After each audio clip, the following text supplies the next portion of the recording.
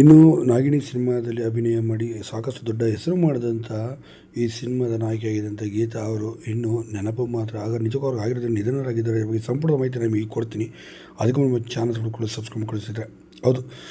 ಇನ್ನು ಈ ಸಿನಿಮಾದಲ್ಲಿ ಗೀತಾ ಅವರು ದೊಡ್ಡ ನಾಯಕಿಯಾಗಿ ಕೂಡ ಗುರುಸ್ಕೊಂಡ್ರು. ನಾಗಿಣಿ ಸಿನಿಮಾ ಮಾತ್ರವಲ್ಲದೆ ಸಾಕಷ್ಟು ಕನ್ನಡದಲ್ಲಿ ಸುಮಾರು 130ಕ್ಕೂ ಅಧಿಕ ಸಿನಿಮಾಗಳಲ್ಲಿ ಅಭಿನಯಿಸಿ ಅತಿ ದೊಡ್ಡ ಹೆಸರು ಮಾಡಿದಂಥ ಅದ್ಭುತವಾದಂಥ ನಟಿ ಅಂತಲೂ ಕೂಡ ಹೇಳ್ಬೋದು.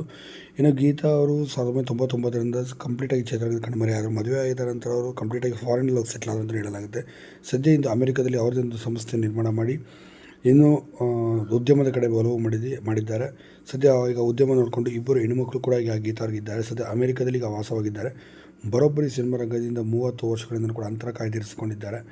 ಇನ್ನು ಇವತ್ತೆಲ್ಲ ನಾಳೆಯವರು ಸಿನಿಮಾ ರಂಗಕ್ಕೆ ವಾಪಸ್ ಬರ್ತಾರೆ ಅಥವಾ ಸೀರಿಯಲ್ ರಂಗಕ್ಕೆ ವಾಪಸ್ ಬರ್ತಾರೆ ಅಂತ ಅಂದುಕೊಂಡಿದ್ದರು ಈಗಾಗಲೇ. ಆದರೆ ಅವ್ರಿಗೆಲ್ಲ ಇವತ್ತು ನಿರಾಸೆ ಅಂತಲೇ ಕೂಡ ಹೇಳ್ಬೋದು. ಅವ್ರು ಯಾವತ್ತಿಗೂ ಕೂಡ ವಾಪಸ್ ಬರೋದಿಲ್ಲ. ಅಮೆರಿಕದ ಶಾಶ್ವತವಾದ ಸಿಟಿಸನ್ಶಿಪ್ ತೆಗೆದುಕೊಂಡಿದ್ದಾರೆ.